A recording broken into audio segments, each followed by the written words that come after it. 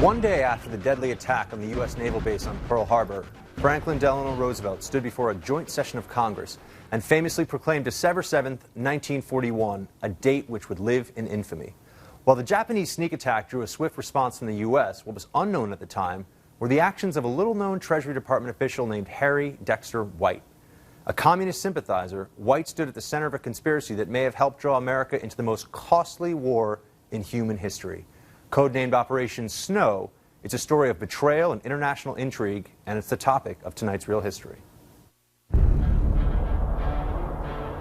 Harry Dexter White was the most lethal traitor in American history. The more so because no one knew the depths of his treason until very recently. He was the youngest child in a family of Lithuanian immigrants who moved to Boston, grew up in a rather tough neighborhood where he was belittled for his intelligence, probably also experienced a certain amount of anti-Semitism. When the First World War broke out, he volunteered and served as an officer in the United States Army, though not in combat. In 1934, he was summoned by Jacob Viner, an economist who knew his work, to be part of Franklin Delano Roosevelt's administration. Henry Morgenthau Jr. was Franklin Delano Roosevelt's Secretary of the Treasury. He was appointed to this job not because he knew anything about economics, but because he was one of Roosevelt's best friends. So he tapped onto Harry Dexter White, who was a gifted economist, for all of their major decisions. Harry Dexter White would write memoranda for Morgenthau to sign as if they were his own, and these memos would eventually become government policy. So in essence, White came to control the Treasury Department and had a very strong influence on foreign policy.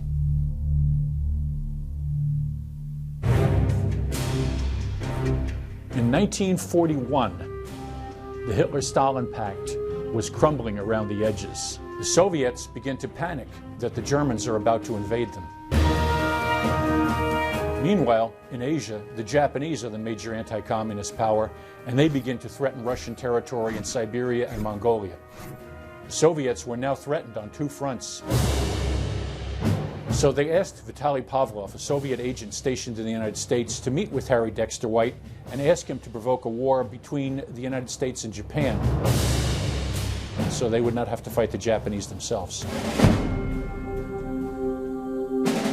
Harry Dexter White may have reached out to the Russians first. He somehow assumed that the communist system had found out a way to bypass what he called Christianity and capitalism and produce a system that was destined to rule the world. And he wanted to be part of that. By 1936, he was passing information to the Soviets on a regular basis. He would take papers from his desk or from his briefcase, give them to a Soviet courier whose name was Whittaker Chambers. Chambers would have them photographed, then bring back the papers, and White would return them to his desk without anybody being the wiser. Harry Dexter White was asked to implement what the Soviets called Operation Snow. Operation Snow was a code name for starting a war between the United States and Japan by deceptive means. Each side had to feel threatened by the other so that they would fight and they would leave the Soviets free in Asia.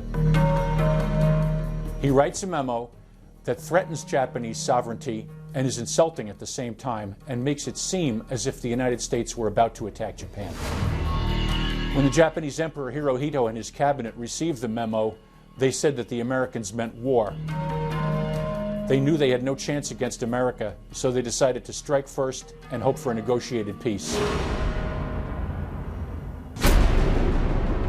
November 26th, the Japanese launched their fleet toward Pearl Harbor, and on December 7th, the attack took place. December 7th, 1941. More than 2,000 Americans lost their lives at Pearl Harbor, and thousands of others died in the first few weeks of the war.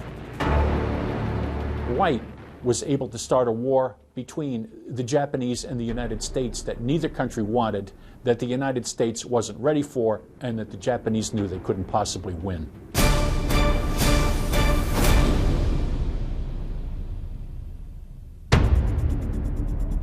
In 1940s the Finns in Finland picked up a Soviet codebook. They sold it to the United States for $15,000. These are called the Venona decrypts, and they were field memos from Soviet spies in the United States to Moscow. They discovered that a man named Jurist was described as providing a large amount of valuable information and that he was a close friend of Morgenthau. By following their itinerary, they found that the man, Jurist, who was traveling with Morgenthau was Harry Dexter White.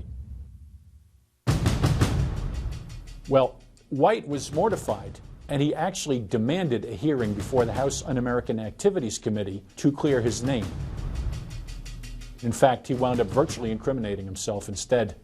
He was so sure of himself that he would say, yes, he was my friend, yes, he was my friend, I knew him, and the people he was identifying as his friends were Soviet agents.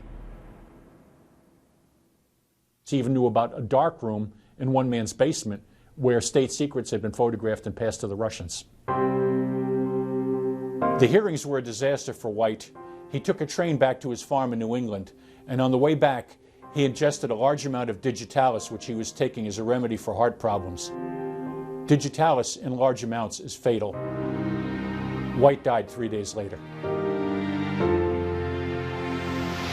After the attack on Pearl Harbor, after Hitler declared war on the United States, the American people were told we were fighting to liberate Europe from Hitler, which was true. We were fighting to liberate Asia from Japan, which was partly true.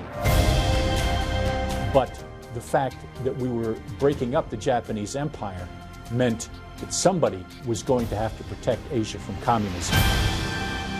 And that somebody turned out to be us. The legacy of Operation Snow is that with the collapse of the Japanese Empire, Korea, which had been defended by Japan, became vulnerable, was split in half, and the Korean War. That killed 32,000 Americans at least. Vietnam was next to fall to communism, and essentially the whole region today is chaotic. If you're going to send people out to get killed fighting fanatics who aren't afraid to die and are eager to kill you, you want them to think it's to do something important. Had we not gotten involved in a war with people who used to be our friends because the communists wanted to take over Asia? How is that going to play at the VFW?